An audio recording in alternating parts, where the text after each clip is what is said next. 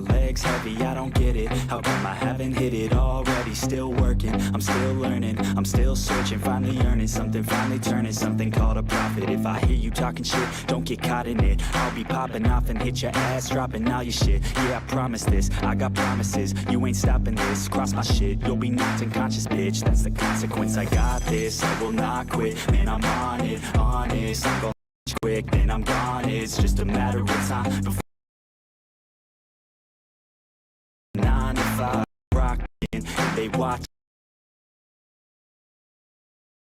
songs don't stop, and it's time to live my life. It's time to live, not die. Wish I could slow down time and just enjoy the climb. And I'm the one to get it, bro. I swear to God, I get it, bro. So don't just let me get it. Yeah, let's go. I'm gonna get it, yeah. Yeah, I'm the one to get it, bruh. I swear to God I'll get it, bruh. Hey, I ain't never giving up. Yeah, I never give up. I got this, man, I got it. I will not quit, I'm on it. Never off it. Got the block lit, I'm toxic. Spitting logic, make them nauseous. Honest, can I stop this? Never cautious, drop it. I'm the hardest. Knock, knock, bitch, watch it. I'm the fucking king of rock, bitch. Profit, spitting hot shit. I'm dropping, chronic. I think I'm motherfucking lost it. Making back, matter of fact, making racks where it's at. Have my back to the mat, not an act, that's a fact. We attack in a back, so we act, no we act. Think I'm black, off the jack. While I rap, not the snap, throwing down, give a crap. We're advanced, I'm the man. Got a plan better than most brands. Goddamn, I'm a rhyme till I die. Never lie, that's a lie. I don't try, I defy. Get the knob that I'm fighting. Why is this not working? What's going on? Where are you falling? Yeah, I've been in and out the studio like a student though, working on a movement. Yeah, I'll do it cause I'm in the zone, and you know that I'm ready for the shows. How it goes, I don't know, but I'm waiting till I'm chose. Front row, here I go. All these people wanna know what you think of them lately. Do you really love me or do you really hate me? On a scale of 1 to 10, what would you grade me? All this How y'all doing? it's been a long ass day. All right, we are doing Shame Week. Analyzing what is shame, what isn't shame, and how different people handle shame, and what you should do about it. All right, we are on Galilea still. We will be getting on to some Protestant perspective, hopefully. If not, I'll have to retitle this. But here we go. Bam. Oh, that's not it. I love this stupid thing. There you go. Done. All right. Hello everyone. Okay, so this is a bit of a different video today. It's not exactly a ramble like my other videos, but neither is it a video in, I guess you could say, my persona. This is a mostly scripted video, but the reason I'm not doing this one in my usual persona, I guess, is because it would feel wrong doing that. This is, I guess, quite a personal video, and I don't think it would work doing it in a kind of slightly sarcastic character. Having said that, it is kind of a video with, I don't want to say an argument exactly, but like with a point rather than just a rambling video. And it, as I say, is mostly scripted. I'm nervous, I'm really scared for this one. Okay, so yeah, as you can tell, probably because of how nervous I am, again, in doing it in the character, the persona I do it just wouldn't be right for this, and you'll probably see why as I get into the video. So, depending on how personal it is, I'm either going to slow it back down to normal speed, which might mean I'll eat up the entire view time, so then I will have to change the title of this, or I might be skipping around. yeah, I'm wearing my Christmas makeup. I don't know if you can see it, I don't know if it's picking up, but I've decided to put loads of glitter on my face and wear red lipstick, which is normally my Christmas makeup, but you know, I decided, because I knew it would be a difficult topic to talk about, that I was going to wear red lipstick. That's my secret. If ever I'm nervous, I always used to do that, if ever I was nervous about going somewhere, like doing something, I'd always wear bright red lipstick, because it it works, you know. I mean, because then it forces people then notice you more. So it's like, I don't know. It seems kind of counterintuitive. I'm like, no, you know, I don't know. Red lipstick for yeah. That's this is the best advice you're ever gonna get. Listen, this is really good advice. If you're scared, wear red. That's what I do. It works. Okay, so yeah, this video, I don't know what I've titled this yet, but as you can probably tell from the title, I wouldn't say so much necessarily to do with femininity, but about young girls, I suppose, or kind of, it touches on that. It's a similar kind of area. And I didn't intend to go down this path with the femininity stuff. I know I've been talking about it a lot, but the more I talk about it, the more it resonates with women, and the more I hear from women and girls about their views or experiences, and this only sparks more things to talk about. So I kind of find myself, I'm like, talking about it more and more, because I kind of just thought I'd talk about it a little bit, do a couple of videos, but it just seems that there's more and more stuff that comes up, and I'm aware of the fact that I don't want to beat a dead horse, but there just seems to be more and more things that, yeah, come up. So yeah, I just find more and more thirst. On this channel, we beat dead horses. And we beat them well. For these kind of conversations, and more areas that I end up wanting to dive into. And then also, like I say, the more I'm hearing from women and the more aware I'm becoming about how screwed over a lot of women are feeling right now. Yeah, because I'm hearing from them about stuff like this. I think the pandemic was still going on when she made this video.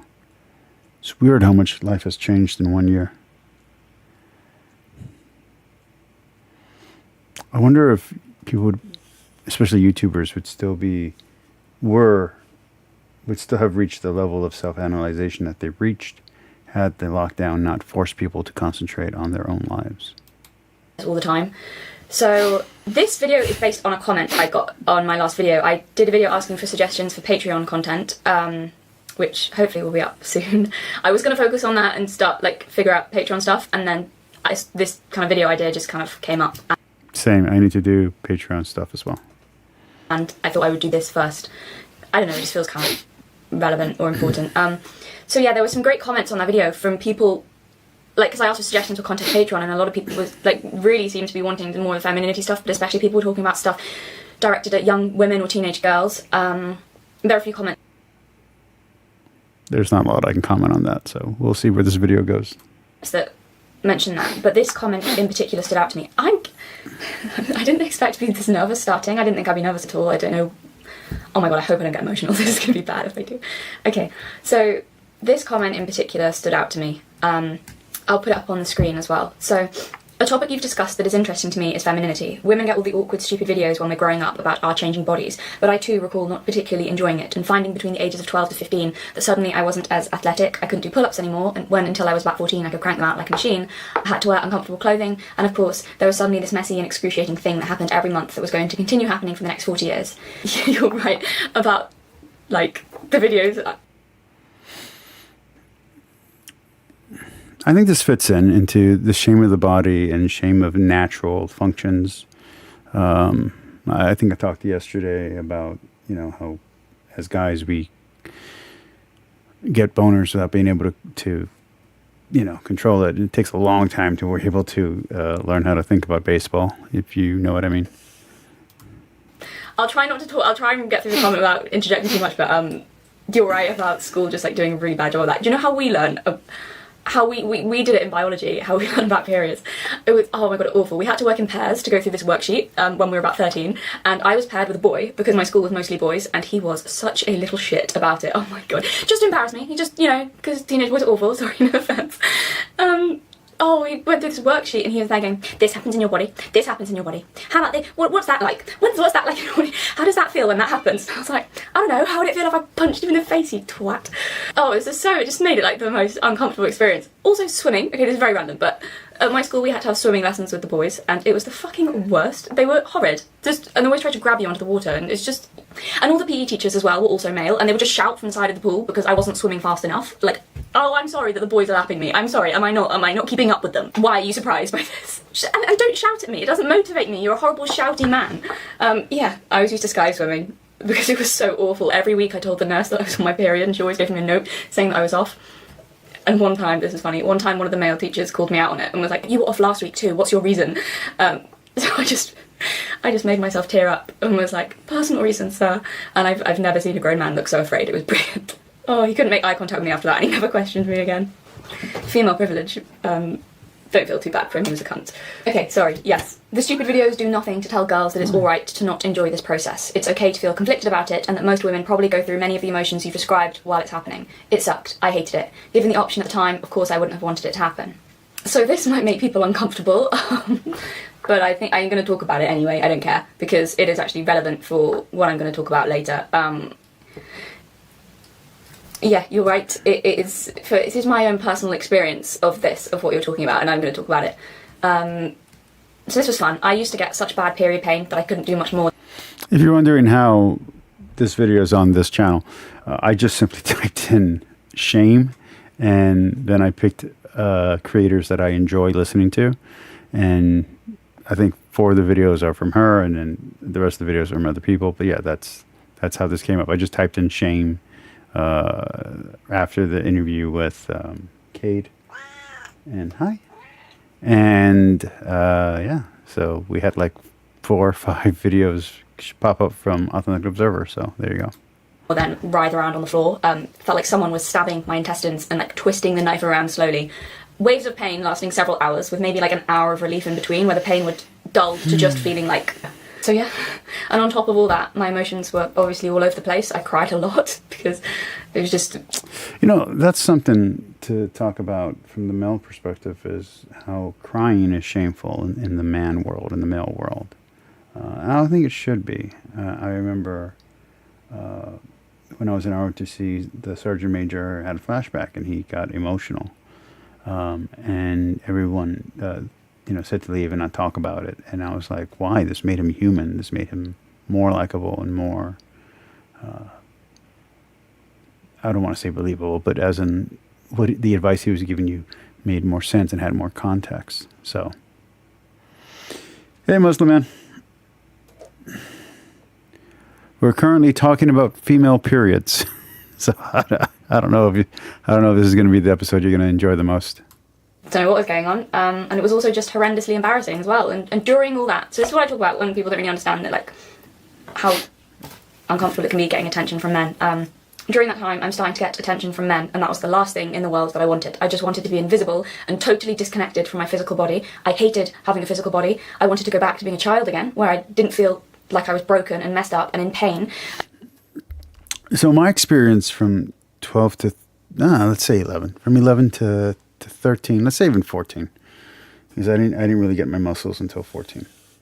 From 11 to 13, 11 to 14, I had a lot of body issues and a lot of body shame issues, and other guys that I know did too. Basically, any guy who went swimming with a t-shirt on, yeah, we know each other. And it started off with me being really skinny and really wimpy, so I didn't have any muscles. And then with puberty, me getting chubby and going from being a really skinny guy to being a chubby guy. And I never thought of myself as a chubby guy, and I did not like that at all. And I got me some boobies, and that was embarrassing. So I just started wearing a t-shirt every time I would go swimming, which is weird because I used to go to a swim coach, and I used to swim all the time, and then suddenly wearing a t-shirt around my friends when I go swimming, just because 1 or 2 of them noticed that I had a little bit of extra tissue there. Then I got hairy, and the hairy thing really messed me up.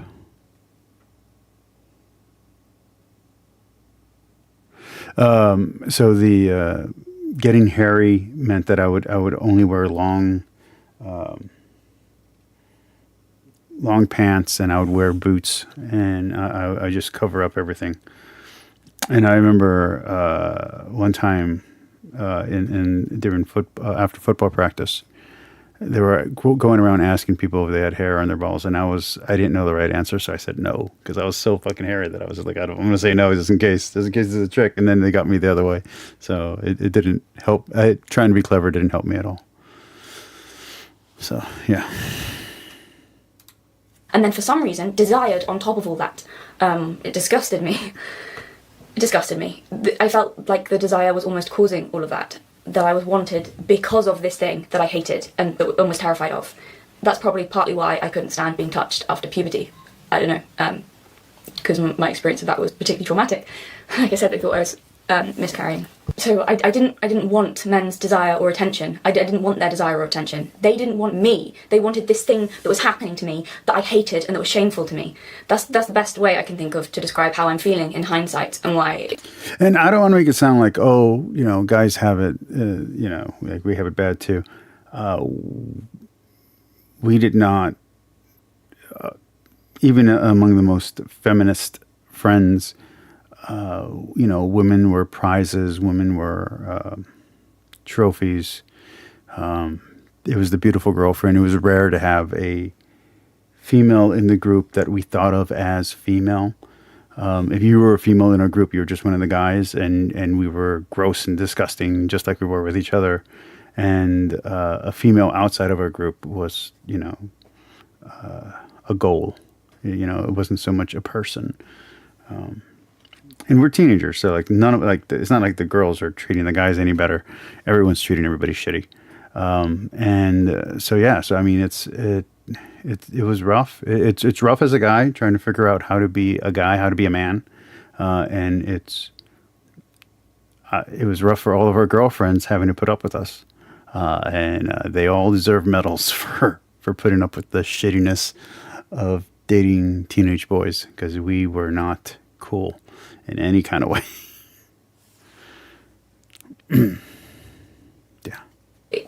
Yeah. I thought I was a vampire for a little while. I thought I could be immortal. I wanted to be the Highlander. This is already, pre-13, post-13. I thought ghosts were real. I thought magic was real. I was such a little shit, and I was so stupid. I believed in ghosts. I believed in vampires. I believed in demons. I believed in magic. I wanted to date a witch. And I was getting tired of being picked on. I was tired of being skinny and wimpy, and being the most feminine boy would just really, really piss me off. Then a Batman comic. Do I have it? I think I have it. Hold on. Let me go grab it.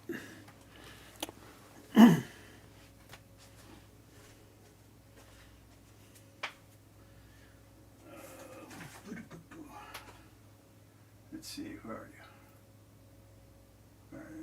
You gotta be over here. There we go.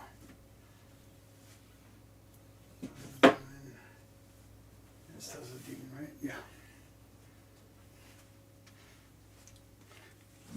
Okay. So this guy, getting picked on and beat up, wanted to look like this guy. And let me give you the scene that inspired that. I'm sure it's in this comic. It has to be. Hold on. Let me find it. I'll let her talk, and then when it comes back on, I'll put it on. There was also probably some deep unconscious fear of childbirth, actually, as well, considering that was my induction into being a woman. Here it is. And the disgust of sexuality was probably a defense mechanism against that. Yeah, this is what made me get super huge muscles, which inspired me to start working out. Right there. That panel right there changed my entire life forever. Oh my goodness. Yeah. Boys are stupid. We are not very clever. To be honest, it was just a total and sudden loss of innocence, and I didn't want to be a woman if that's what it meant. I didn't want it. I wanted to be a child forever. Things were simpler. I was happier. I felt like my mind wasn't going crazy. Suddenly, emotions and hormones all over the place. Just yeah. So maybe that gives a bit more of an explanation on what I mean when I talk about the change from child to woman. It's not just suddenly getting a bit of attention and feeling slightly uncomfortable, like some people interpret it as. No, like everything you are, physical, emotional, and psychological, suddenly switches in a very painful way, and you're completely alone in it. It kind of felt like a death for me. I don't know, dark and chaotic and painful, not sunshine, flirting, and makeup. This is also why I get pissed off when people equate femininity with pink and rainbows and superficiality and cowardice. I mean, the pink and rainbows thing, sure, we can be part of it, but the superficiality and cowardice, fuck off, it's nothing like that. I think a lot of it, femininity, or being a woman, is getting up close and personal with life and death from a very young age. Bollocks, it's all weakness and softness. I don't need to fight someone to know what pain is. We don't have a choice in that. As a boy, yeah, we had to fight. And I loved fighting, honestly. I was scared of fighting at first. I would flinch. I still flinch today, but I would flinch. I was scared of getting hit. And then the first time I took a real punch, man, it felt great because I was like, hey, this doesn't hurt at all. I can do this all day. And I did. And got in plenty of trouble for it. I was such a good fighter until I got old. I missed my chance to be famous. I missed my chance to be a professional fighter. I was so good at it, and I did it local for so long. And then I met a woman, changed my career, and now I've aged out of being able to fight. I can still train people, though. I can still train. That. And yes, back to the comment, you're right, we're not told any of that. I felt adrift and rudderless.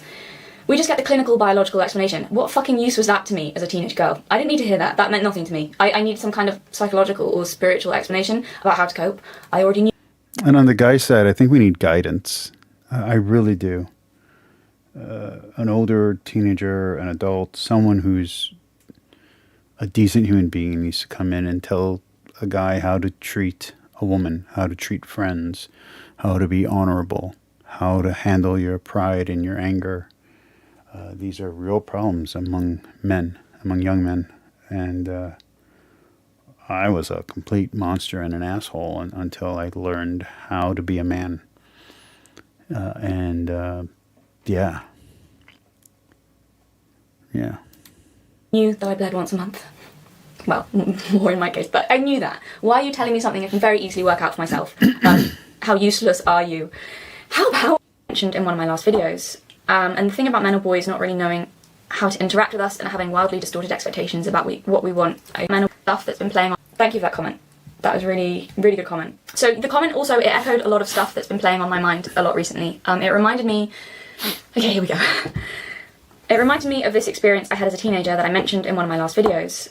And the thing about men or boys not really knowing how to interact with us and having wildly distorted expectations about what we want, I resonated with. I think women also feel like they have to live up to all these cultural expectations, especially girls. So I don't think teenage girls are very good at saying no or setting boundaries. I think they find it really difficult. I know I did.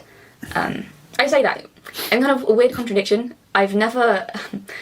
I want to make this distinction. So in one way, I find it really difficult to set boundaries, and in another way, I was like so good at it. But it depends on like, okay, I've always been like really painfully shy and quiet. But weirdly, I've never found it difficult to stand up to outward aggression. Like, I can't be bullied. Since I was a kid, I've never had any issues standing my ground to someone who's obviously being antagonistic. It doesn't bother me, really. Like, I won't give in, you're not winning. If you come at me like that. Like, when I was little at school, there was this kid, he was awful. Everyone was scared of him. All the girls in particular were scared of him because he was really violent. I think I was the only person who wasn't scared. No, that's not true. I was scared of him, but I would have put up with anything before I let him know that I was scared of him. I had far too much pride. It was like my pride. I'm like, I don't care. And he used to try and get me to give in, like I guess like a lot of the other girls did. Like they were scared. So he used to wear these. He stomp into school with these like big combat boots, and he used to kick me in the shins all the time. Just because. But I'd go because he tried to make me flinch like with anything. So he'd kick me in the shins, and I'd be like, I didn't physically fight back, but I'd just be like, didn't hurt, and it did. I was trying not to make my eyes like watering. I was like in so much pain. I was like, didn't hurt. I'm like, right, I'll do it again. I went, yeah, do it again. So he kicked me again. Didn't feel it. I remember a very different scenario when after I became the weird kid and I would wear the combat boots and hang out with the guys who were getting high and getting into fights and dating older girls. So maybe if I was in the 7th grade, I was dating someone who's in the 10th grade, stuff like that. You know what I mean? And I remember I finally saved up enough money to buy a really nice shirt. And my dad wouldn't let me go to the good store. So I had to, I don't know, it was some kind of workaround to get it. But my dad was like, you're not going to get another nice shirt. visit. And the girl that I liked ruined the shirt. Like she took it from me and she ruined it. I don't know why she took my shirt off. It was tutoring after class, and we were like kind of flirty, and I had an undershirt. And I think she wanted to know why I was wearing an undershirt. I think that's what it was, because I had already gotten embarrassed about the moobs. And so I trusted her. I took off the overshirt, and then she ran with the real shirt, and I made a huge stink of it. I didn't realize she was flirting with me. I didn't realize that she knew my childhood crush, and they had talked about me. And so, like, I wasn't popular, but like my friend since kindergarten, she gave me a good review, I guess. And so this other girl was going for it, but I did not find it playful at all. I got really offended, and I was a jerk about getting my T-shirt back, and that was it. there is no coming back from being a little whiny bitch, which I was. So that's an embarrassing story. Yeesh. I was in so much pain, but I was like, no, I will have bruises rather than let him know that I'm scared of him. And I remember once he was standing next to my desk and I was rolling my eyes, and he goes, roll your eyes at me one more time and I'll smash your head into the desk. I did think he'd do it because he was really violent. I was like, I'm gonna have to. So I rolled my eyes and like braced myself. He didn't. And I remember beating up the violent kids, and it was fun. Especially going from being really skinny and really wimpy and being picked on. And I remember after one particular fight from a really big bully, not big as in like he was bullying a ton of people, just in like he was like physically big. And the teacher said, "Wow, you got some really good kicks. You got some really power." It was a female teacher who I really respect, and she was like, "You have some really good kicks." Like that was impressive. And I was like, "Thank you." I still got suspended, but I won the fight, and I got a compliment from the teacher. So. No, he like went like that, but I think he knew that he'd be in a lot of trouble if he that was probably too far for him. But okay, here's the thing. I say that because I wouldn't even say necessarily that I was brave necessarily, but it was that it would have been I would have been worse letting him know that I was scared of him. That like disgusted me. The thought of that, the thought of letting someone like that know that they had power over me, or that I was afraid of them, even though I was. I'm like, I'm never gonna let him know this.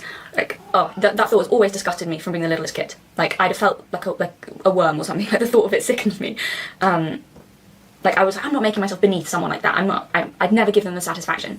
I'll like, maybe pride is my sin. I have a deadly sin, maybe pride is my sin. I have too much pride.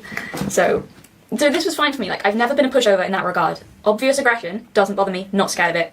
Well, if I am scared of it, I'm like, it doesn't matter. It like makes me feel like.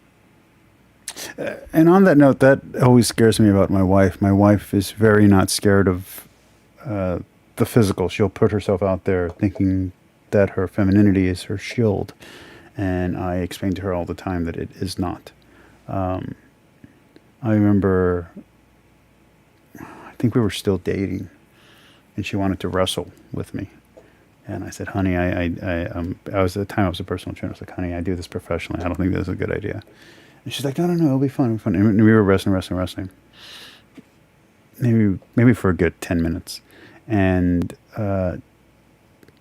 toward the end, she tried to like grab onto me, so like I flipped her, and her arms were so fragile that I was scared to do the follow up.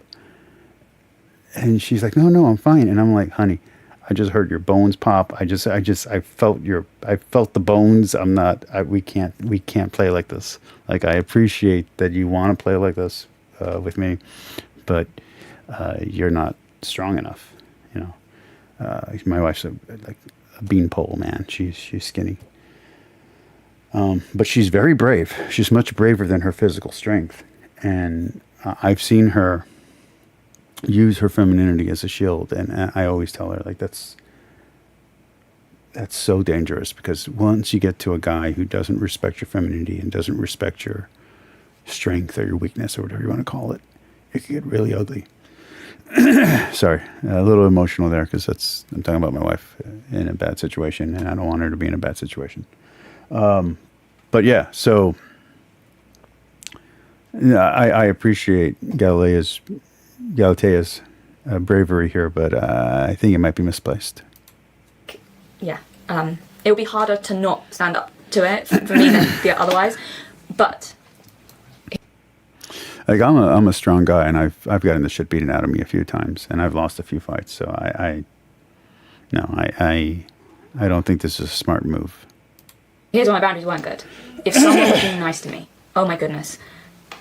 At the same time, at schools, when, you know, I didn't have a problem standing up to him, if my friends asked me for like my lunch or something, which sometimes they did, like, oh, can I have the chocolate biscuit, or can I have that, you know, I could not say no. I'd like, give over all my food, even if I really didn't want to, or like someone asked me to do something and I liked them, I just couldn't say no. But if someone had like threatened me, like, give me your lunch or whatever, I'd be like, no, I'm not doing that. But it was the guilt. And you know what I used to do? I don't know why my brain works like this, but I've always been like that. What I used to do as a kid, because I was so shy and quiet, like honestly painful, like the most shy kid you could think of. Apart from when someone was being aggressive, and then it was fine. But because of that, what I used to do at school, if I was like upset about something or had a problem with like a teacher, although, well, actually in this case, I did say no. I said it several times, verbally and physically, kept pushing him away. But I kind of wanted to mention all that. Boundaries, this is my point. So boundaries, I think a lot of teenage girls find it difficult, especially in that regard, to set boundaries. And I had a really rough lesson about boundaries as a teenager because, as I say, I couldn't really firmly set or enforce rules with someone that I liked. And no, all you fucking degenerates who like to twist what I say, that's not me saying having your boundaries forcibly crossed is a necessary part of the female experience. You can get fucked, you absolute weirdos. I'm talking about how a lot of young girls don't feel like they've got the right to say no, or to enforce it, and my own experience of this. Okay, here we go, difficult part. Although, well, actually in this case, I did say no. I said it several times, verbally and physically, kept pushing him away, but up until that point, I'd allowed him to cross my boundaries several times. I said no with many things before that, up to that point. But he knew that if he pushed hard enough, I'd eventually give in. So he stopped believing that a no meant no. I said I wouldn't go out with him initially. I didn't say it with any true authority though. Just kind of like, oh no.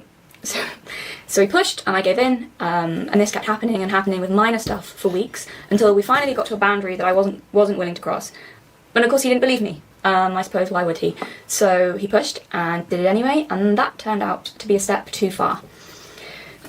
I don't like talking about this. Okay.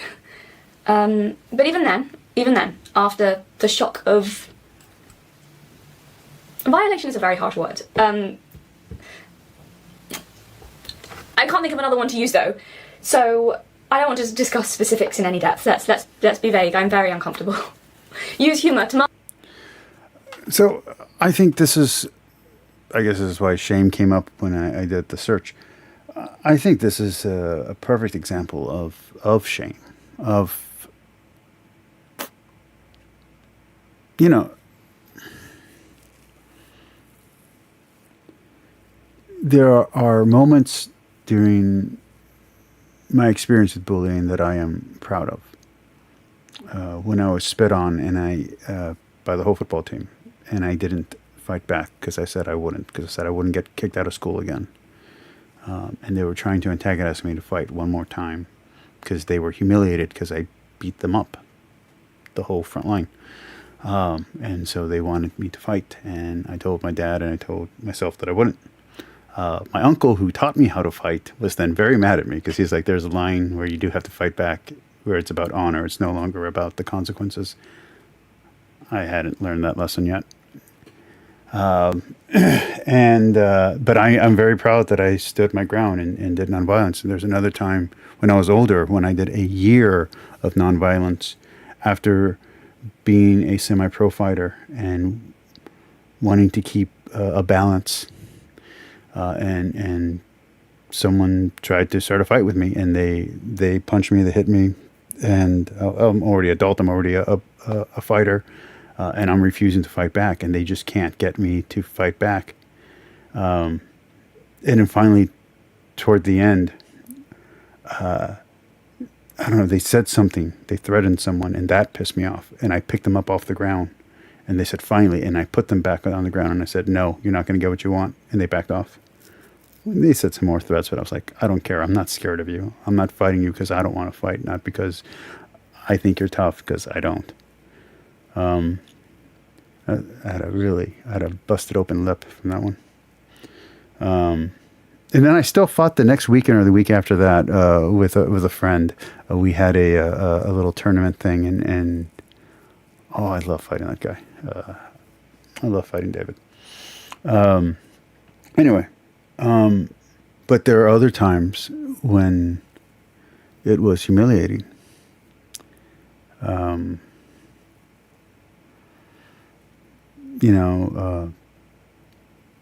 With the slurs and the reputation destruction and the, you like a girl and she sees you get beat up or picked on, and not for a noble reason, but just because you're weaker than the other person. That didn't feel good. When the girl who you like goes out with your bully, and she's still your friend, secretly or privately. But you're not cool enough or normal enough to be the one she's with publicly. Yeah, that really hurt. That really sucked. Surprisingly, still friends with the girl, and she's definitely not friends with the guy she dated over me. She's a grandmother now, which is weird. That's weird to say. But no, so there is shame involved in a sense of powerlessness and a sense of, I remember my stomach hurting so bad that I didn't want to go to school. And I don't mean like metaphorically my stomach. No, I mean like I would wake up and I would just be in pain from the fear and from the anxiety. And I remember one of my uncles donated me some weights, and another uncle took me out of school and started showing me how to punch and how to fight. He gave me an axe, and he had a tree. I was just super weak. I was like I was nothing, And he's like, "You're going to chop down that tree." I must have been, I don't know, 11 or 10. And this is before the muscles developed. Oh, maybe I was 11, because by the middle of 13, the muscles were there. So it takes a while for the muscles to grow. And so he has me cutting down trees for a whole summer until I get physically strong. He has me doing meditation and all this kind of stuff.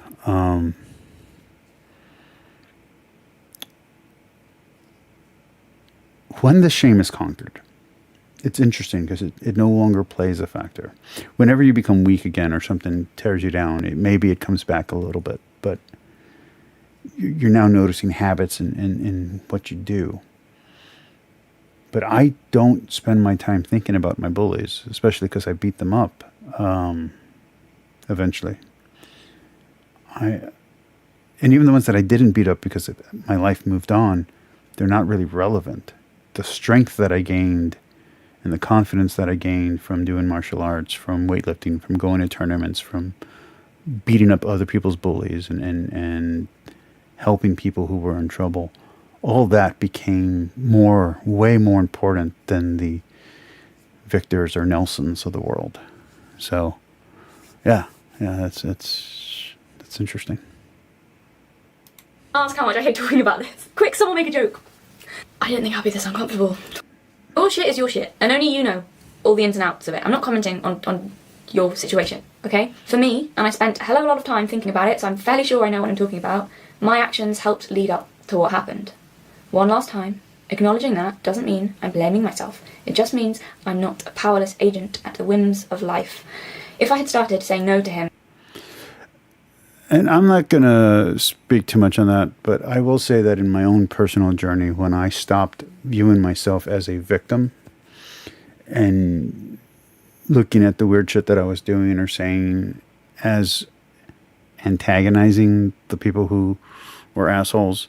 That doesn't undo what they did or the damage, but it means that I wasn't innocent in everything. I was also being a shithead. And I had my own people that I was treating poorly. I just didn't know I was because I thought I was the good guy. And I think that that kind of thinking is very destructive.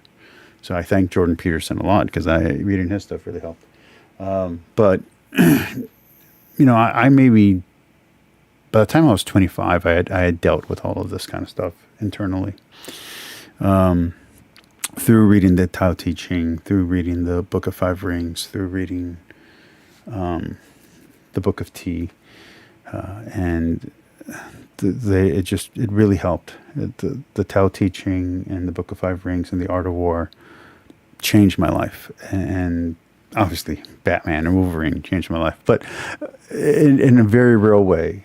The Tao Te Ching and the Art of War and the Book of Five Rings helped turn me into a man. And my uncle, who taught me martial arts, I'm very appreciative for what he did, because I would have been a monster without any guidance. I would have just completely kept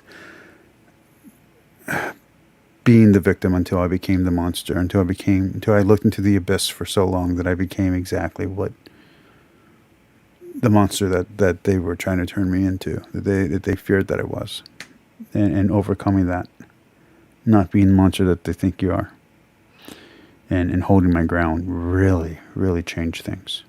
So, be rising up to choke me. I'm, it might be I don't know, I'm not sure, maybe later, which unfortunately I think a lot of men can interpret as playing coy, and sometimes it is playing coy, but sometimes, especially with young girls, they just can't bring themselves to say no, and I'm not sure men understand that. What makes me so angry, and you see this on certain parts of the internet, men who go on about young girls, could be anywhere from 15 to 19, young girls, go on about them being at peak fertility and the most desirable. I've met men like that who see a pretty face and boobs and just think, woman. She's not a woman, she's a child, and you're disgusting. You see that though with guys who will look at young girls and think because she looks like a woman, she must be one. And assume she's acting like a woman. Assume that she's flirting and playing coy when actually she's just a kid freaked out and trying not to antagonize you. I hate that. I think I'm going to change the title to this one after it cycles through in the morning. I'm going to change it to the female perspective of shame instead of the Protestant perspective, because I don't think we're going to get to any Protestant stuff, even if we go 2 more videos.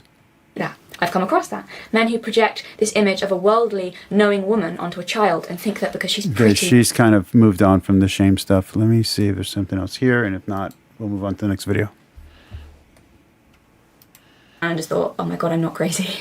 Like, still being attracted to someone afterwards didn't cancel out what happened, because I think that was kind of what I thought would happen. Well, it must cancel it out then. Like, that can't have... Do you see what I mean? Like, when I read that, I was like, oh my god, it's possible for that to happen. And to still like someone afterwards, because I didn't think... Okay, yeah. All right, let's move on to the next one. That was a hell of a way and a downer to start off with these videos.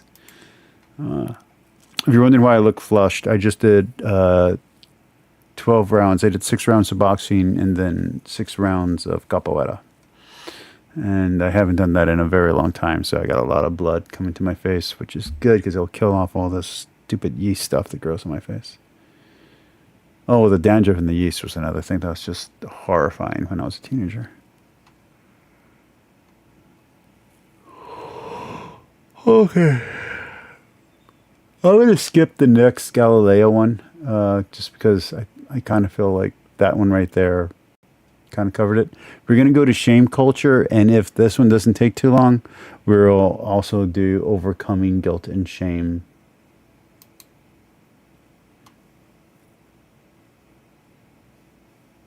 There we go. Hi. Let's let that commercial play, and then we'll get to it. Okay, let's see. This guy, I don't know who this guy is. Let's see. Look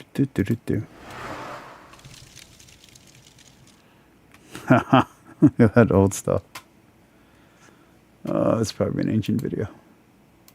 If you were to try to summarize the work that I do, it's big picture to really help people understand complex trauma in Peace and blessings, Selah.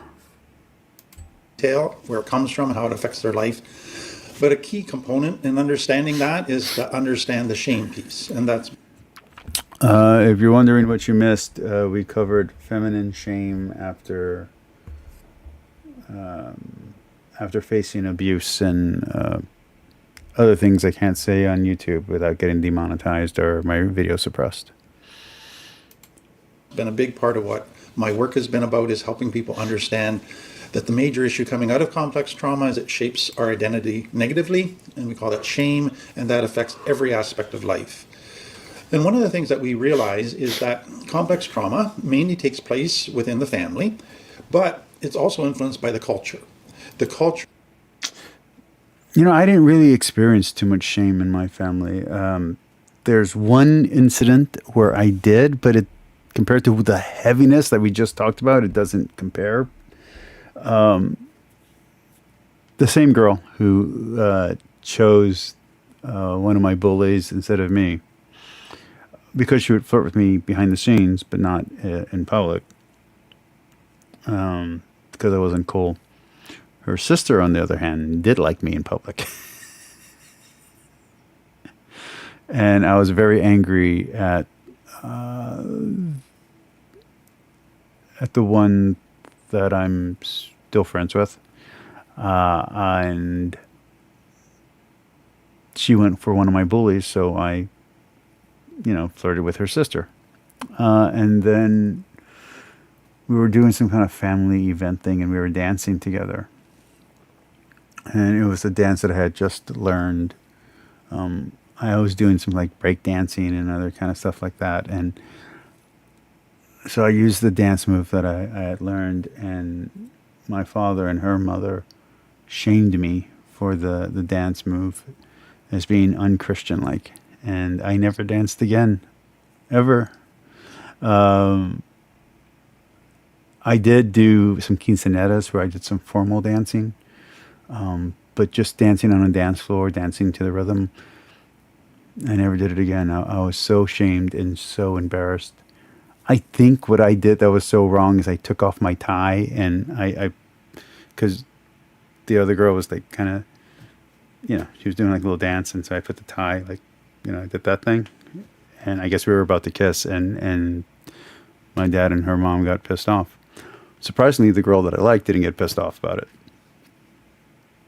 A year later, she would get pissed off about it when her sister tried to kiss me, and that was an ugly fight.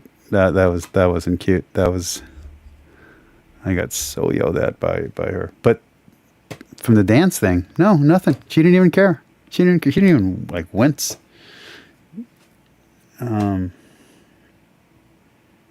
Yeah. The girl had a crush on one for my bully, and I went for her. It was like a stupid soap opera, and I went for her sister. And then the following summer, when they were moving away, like the last day, I had like this plan where I was just gonna like tell her my feelings, I just couldn't get it right. And years later, she would tell me that she had a plan to tell me her feelings. So when her mom made her donate all her stuff to like Goodwill or whatever. There was no Goodwill at the time here, but I guess the Salvation Army. But she got back early, and her sister was sitting on the hood of my dad's car, and she goes, "Well, I know you like my sister, but I thought you maybe also liked me." And I said, "Well, I mean, I do, but your sister got a thing." She's like, "Well, we're leaving anyway, so why not?" And so she told me to come closer, and I was about to kiss her, and I didn't know that the other girl was walking in. So she walks into the side of my garage and sees us.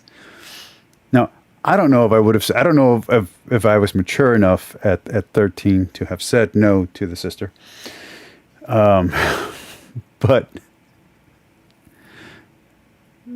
the main came in and just laid into me. And like I said, when we talk about this years later, maybe like 20 years later, when we had a conversation about this, she's like, yeah, I was coming to tell you how I felt. I was like, I was waiting. Like, we had a plan that we were going to meet somewhere, and I was going to tell her how I felt, you know, and she wasn't there because her mom had taken her to do this stupid thing. Yeah. Just right past each other.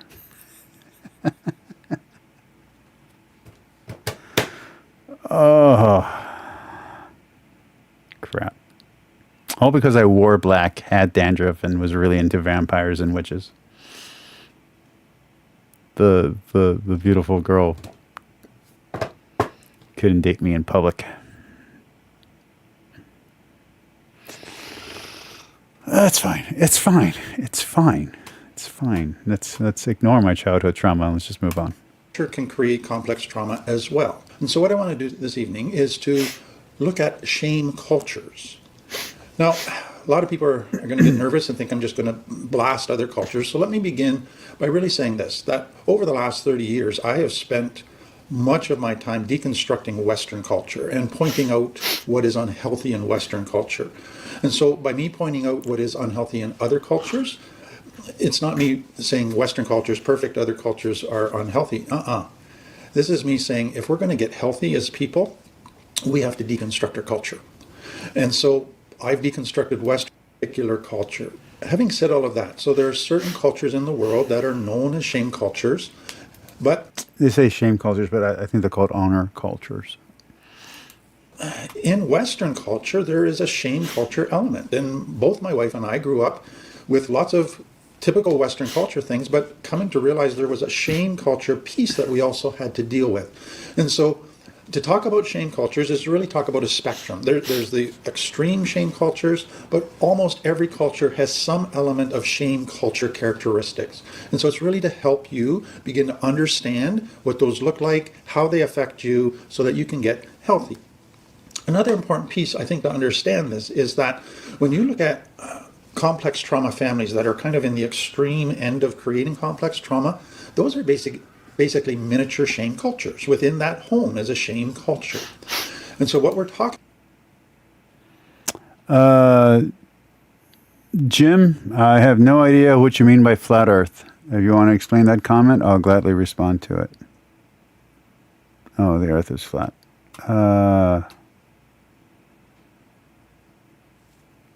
Okay, whatever. Talking about then is when you get all the homes in a culture who are operating by shame culture, then you end up with a shame culture. The bottom line is this, and many people are going to struggle with me saying this, but it's that a shame culture has much about it that isn't healthy, just like Western culture has much about it that isn't healthy. To just adhere to a shame culture is not going to produce a healthy person. That's the bottom line.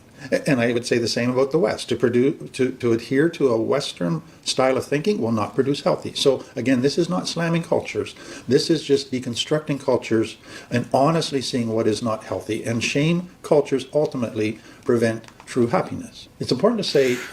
No, shame culture is preventing true happiness. That kind of goes against everything that we just covered the last 2 days, except for Galatea.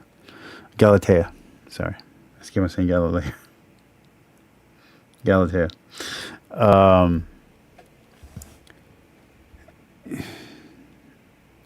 think because Catholicism and Orthodoxy goes back to the old world, we do have kind of an old world mentality, a previous culture's mentality on shame. And so it does have a lot to do with honor culture and shame culture. That's why the Virgin Mary, that's part of why we defend the Virgin Mary as the Virgin Mary, as opposed to Protestants who will say very gross things, because for us it's about honor culture. So it makes sense that she would be always virgin because we're holding up the honor. And I think that is something that Dan McCullen, or maybe even Kep, I'm pretty sure Joshua Bowen also miss when they're talking about religion, and is that some of these older religions, some of the older versions of Christianity that they don't spend so much time dissecting are still tied into that shame and honor culture. And so it's very alive here where I live because we're Latin American, we're Hispanic, and we're Catholic. So we still have an honor culture here. And that kind of plays into the lesson that my uncle gave me about there's a certain point where it doesn't matter the consequences. You have to do the right thing. You have to stand up and fight. So I do think that there's a difference between North American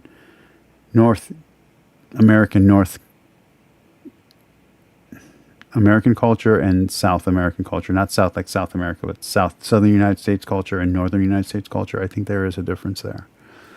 Not just because of the Catholic thing, but because of how we view honor and shame as a driving factor.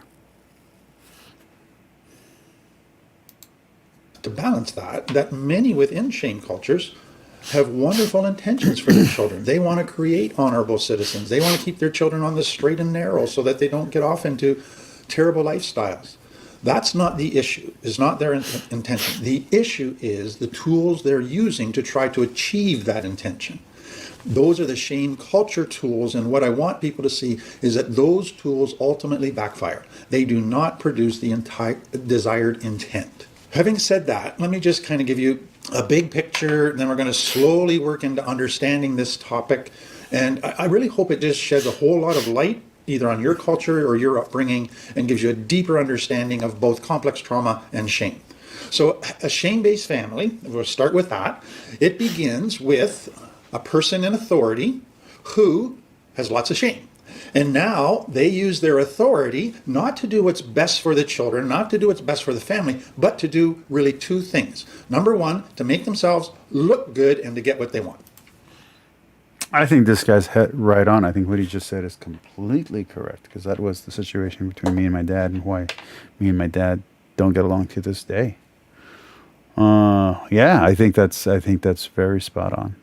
Interesting. I wonder if this guy's a quack or he's a real doctor. Who knows? So they want to cover their shame, make themselves look good. Again, we are dedicated to anti-apologetics, so if we hear him go into rhetoric or into fallacies, let's call it out. But so far, I like what he's saying. And they want to get what they want, so it's narcissistic. So that shame-based culture within a home begins with a shame-based person in authority. And so you can see if you get enough of those kind of families together and they're all living the same way and all of the authority figures are shame-based, you end up creating a shame-based culture. So the priority is hiding shame or looking good and that the authorities get what they want. It feeds a narcissism. But in that culture, they don't... See, everything that he's saying sounds way too good to me, so I'm pretty sure this is all bullshit. But it's bullshit that I like, so let's keep going. Call it hiding shame or feeding narcissism. They call it honor. And so it's an honor society is how they would describe it. Culture. But what I want you to see, it's truly about a shame, covering shame, getting what you want. Yeah, if you're a man, you got to act like a man, that kind of stuff. We hear that all the time around here. So how they do that in this authority position is they create all kinds of rules about what looks honorable, what will make the leader look good because the family looks good. They aren't about truly what is loving. That's not the main priority, though that's a priority. The main priority is about looking good. It's not about being loving, it's about looking like you're loving. It's not about being kind, it's like looking like you're kind. Oh yeah, I know this hiding stuff. Shame. And so it becomes a culture with thousands of rules about everything. Mm-hmm. And at the same time, no rules that matter. Do whatever you want, just don't get caught. Do whatever you want, just don't bring it home. Yeah, I know this. Spoken, many unspoken, but if you grow up in that culture, you just begin to know the thousands of different rules. And each rule, if you keep it, then make sure guys have to respond a certain way, girls have to dress a certain way, guys have to dress a certain way. Yeah, I know this one. You superior, makes you honorable. It gives you status, it gives you respect.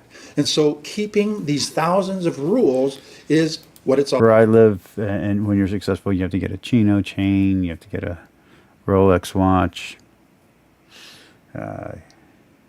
dress in a nice suit, even though we're 110 degree, 113 degree weather almost every other day. Get a certain kind of haircut, talk a certain way, act a certain way. In fact, I ran into that today with someone where I was weird because I was a little bit too feminine about something. Yeah. All about. So you have rules about what you wear. And then there's value attached to how you dress. So many of you grew up hearing that you're going to this event, you can't wear jeans. That would be disrespectful. Or if a girl doesn't wear a dress but wears jeans, she's being slutty. So where I grew up, it was a little different. Jeans were the norm. Levi jeans especially. I think it's because we have a Levi's jeans plant here or something like that. But Levi's jeans, boots. Girls wear jeans, guys wear jeans. Nobody wears dresses. And you wear boots to everything. Girls wear girl boots and girl cut jeans. Guys wear guy boots and guy cut jeans. Boot cut specifically. And everybody has a cowboy hat. I even have a cowboy hat. Let's see. You got to drive a big ass truck. And you can't show weakness of any kind. That's a shame-based, rule-driven. Now your value comes from what you wear. So they do that all the time. Or if you You also have to pronounce things in a very specific way, which is really weird. wear your ball cap at this, you're not being respectful. So everything is external respect by keeping rules. And so what you see is that everything is about keeping external rules. It's not about internal attitudes, it's external rules. And so that goes to what you wear, how you talk, and we're going to talk more about that. So when I was younger, to rebel, I got myself a bunch of baseball caps, and I would wear the caps backwards. And I would always wear sunglasses even inside my house, or inside other people's houses, I should say. But as an adult, I have learned to conform so I can make money. So I do have the cowboy hat. It is what it is, man. How you walk becomes important. Then there's rules about amount of makeup a woman can wear, tattoos, piercings, etc., etc. So rules about behavior determine whether you're honorable or not. No, So, and I got the photos. I might look for them, but I don't think I can show them because there's other people in the photos. But when I was in high school and in college, I had blue hair, and I had hair and I had really long hair too. I had long hair all the way down to my back, and I had a piercing here.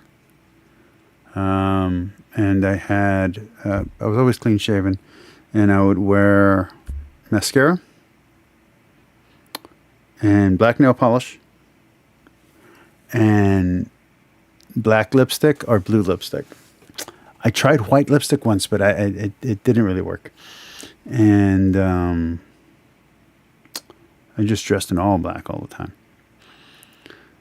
And with baseball caps, and because everybody wore cowboy hats, so I always wore a baseball cap. And I remember, and this is not even that long ago, this is like maybe 15 years ago now, I went to a specific wedding or event, and everybody was listening to country music and Tejano music, and I said, oh, I want to go to a rock club. Where's there a rock club? Like, I don't even want to be part of your wedding. I want to go listen to some metal music. And they're like, the nearest metal bar or rock bar is a town away or something like that. And I was like, well. And I just turned up my music really loud like a dick.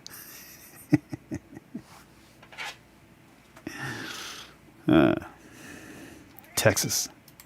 See, none of those have anything to do with love. Somebody's just created this arbitrary system that is to them a determinant of, are you being honorable or not? Then they attach value, not just whether you keep the rules, but now value gets attached to possessions, to your car, to your house, to the neighborhood you live in, to the school you went to. Everything now places you as more superior to others or inferior to others. So behavior and externals aren't about right or wrong or what is loving. Behaviors and externals are about determining whether you're superior to others or inferior. And so honor is really superior inferiority and where you are on that spectrum. And so what has happened then is a shame-based leader has created all these rules. Others have bought into these rules. And over time, those rules and that thinking take over the culture. And everybody in the society begins to adopt them. And that is a shame-based society. So the rules are intended to give you a map to how to be great, how to be superior to others.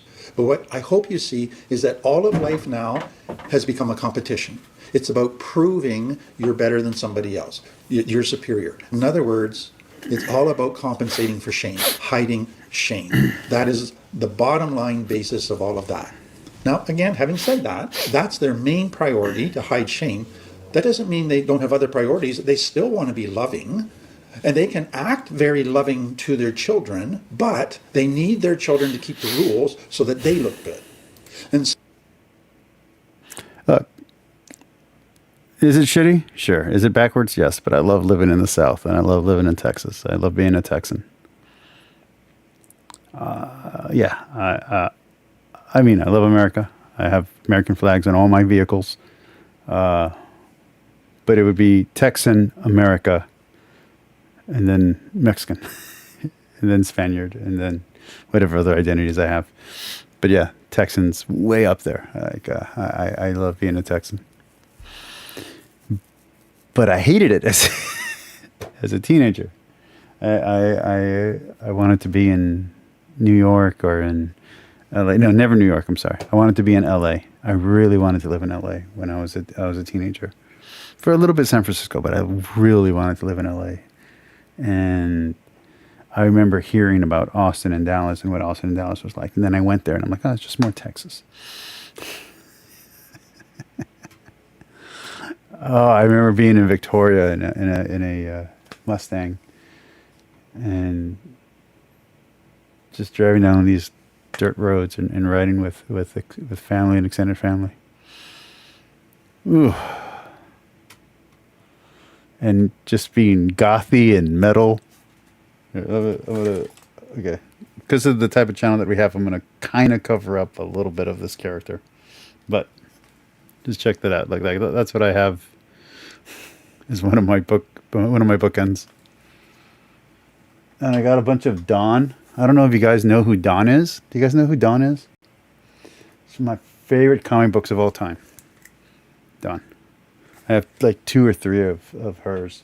From Joseph Michael Lissinger. Oh man, he's such a good freaking writer. I wish he wrote more stuff. Lucifer Halo is a great comic book if you haven't read it.